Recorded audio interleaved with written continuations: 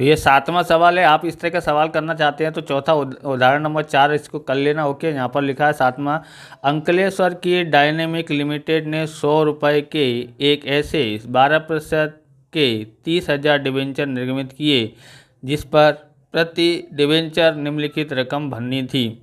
आवेदन के साथ 35, आवंटन के समय 40 और प्रथम और अंतिम मांग के समय 25 थी। ओके, अब यहाँ पर सभी डिबेंचर के लिए आवेदन पत्र मिले। 1000 डिबेंचर धारण करने वाला पलक आवंटन के समय और डिबेंचर की पूरी संपूर्ण रकम चुका दी। यानी यहाँ पर ध्यान रखना है कि इसने है ना कि क्या आवंटन के समय, आवंटन जब पैसे दिया ना आवंटन के समय, तब उसने पैसे उसने चुका दिए थे अंतिम मांग का भी।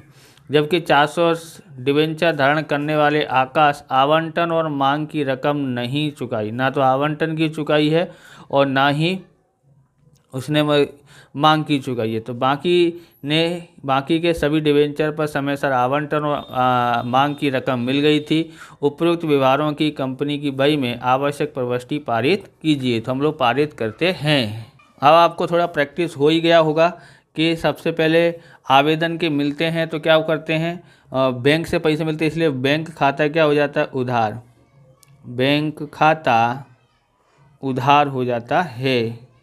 ओके, कितना है, 30,000 डिबेंचर थे। ओके, कितने थे, 30,000, और उस पर कीमत कितनी है आवेदन की, 35 रुपये।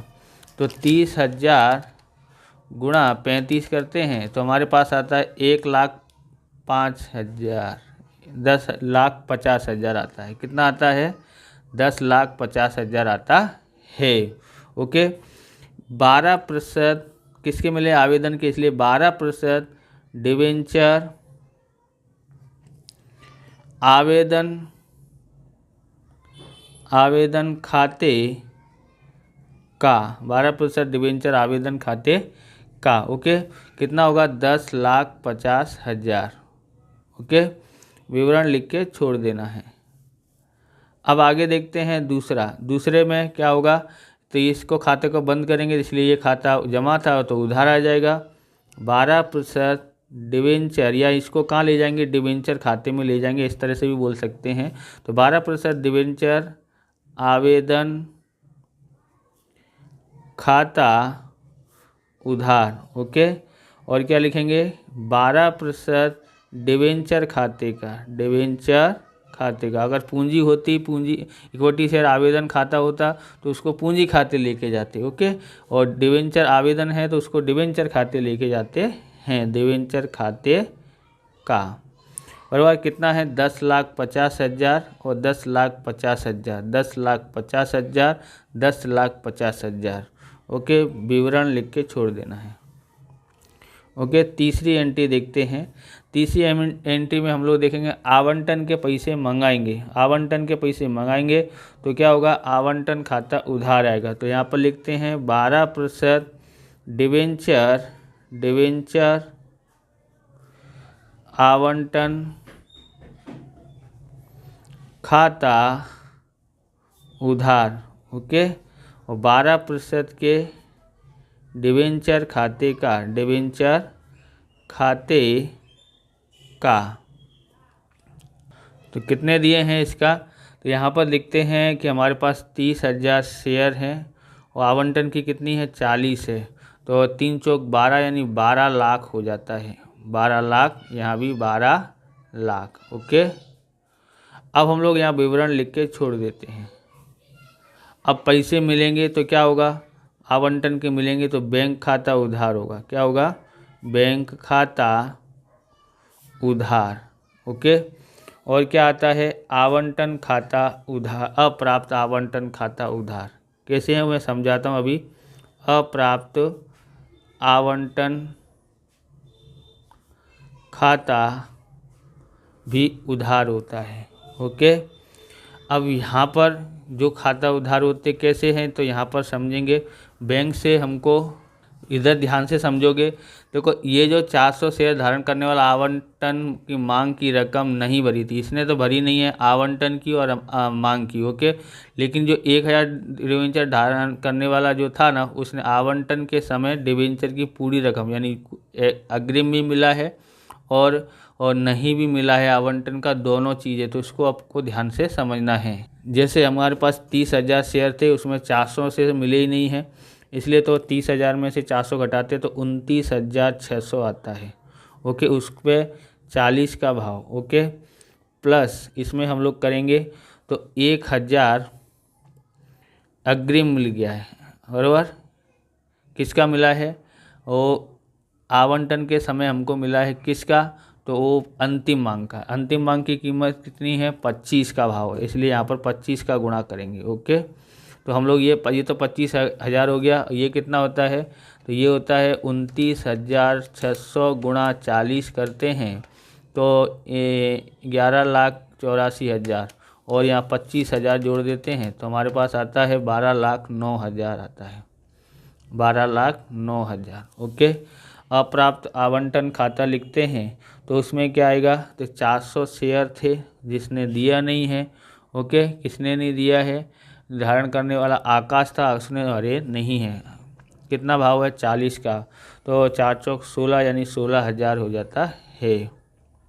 अब यहाँ पर लिखेंगे ये पैसा किसका मिला है? तो डिवेंचर आवंटन खाते का, तो लिखेंगे 12% डिवेंचर आवंटन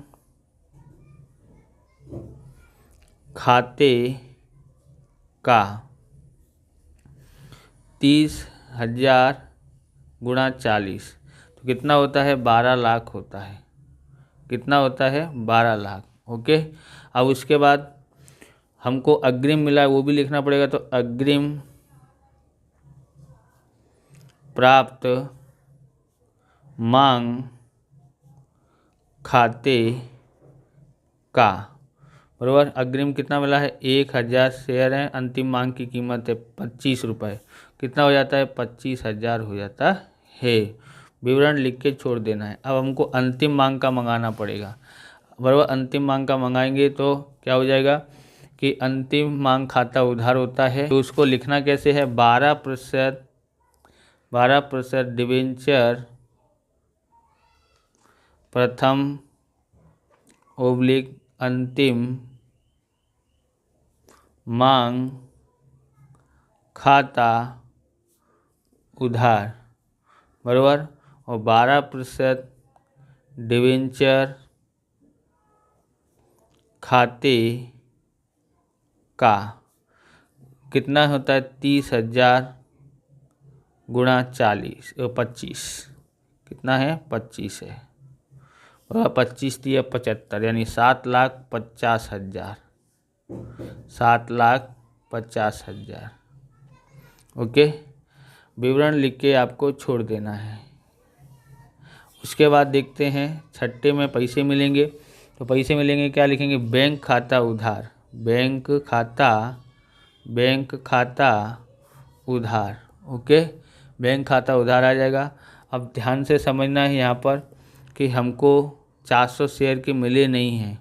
ओके, 400 शेयर के मिले नहीं हैं तो उसका तो कितना हुआ? 29,600 गुणा 25, और हमको 25,000 जो अग्रिम प्राप्त है ना, ये मिल गए हैं, तो इसको घटा देंगे। ओके, तो यहाँ देखते हैं 29,600 गुणा 25 कितना होता है? 7,40,000, उसमें से 25,000 घटा दो तो कितना आता है? 7,15,000 आता है। तो यहाँ लिखेंगे 7,15,000। ओके, यहाँ पर हमने अंतिम मांग प्राप्त मांग को जमा किया था, तो यहाँ हम लोग क्या करेंगे? उधार करेंगे। ओके, तो हम लोग यहाँ उधार करते हैं, क्या लिखेंगे? अग्रिम प्राप्त मांग खाता उधार कितना है? 1,000 शेयर पर 25 का भाव है। और अप्राप्त भी लिखेंगे, अप्राप्त मांग खाता उधार। अप्राप्त यानी कितने शेयर पर नहीं मिले हैं? तो 400 शेयर पर नहीं मिले हैं, 25 का भाव है, 25 चौक 100, यहाँ पर 25,000 हो जाता है और यहाँ 10,000 हो जाता है। ओके, 10,000 लिखा। अब हम लोग ये किसके हैं, तो ये 12% डिबेंचर के प्रथम अंतिम मांग के हैं, तो इसको यहाँ पर लिखते हैं, वहाँ पर उधार में था, यहाँ जमा में आ जाएगा। तो 12% डिबेंचर प्रथम अंतिम मांग खाते का, ओके, कितना था इसका, 30,000 गुणा 25 कर देते हैं, 25 या 75 यानी 7,50,000 होता है। ओके, विवरण लिख के छोड़ दो, बराबर। इस प्रकार से ये वीडियो पूरा होता है। अगर आपको हमारा वीडियो अच्छा लगे तो लाइक करें, शेयर करें, कमेंट करें, चैनल पर नए हैं चैनल को सब्सक्राइब करें। मिलते हैं नेक्स्ट वीडियो में। जय हिंद, जय भारत, वंदे मातरम।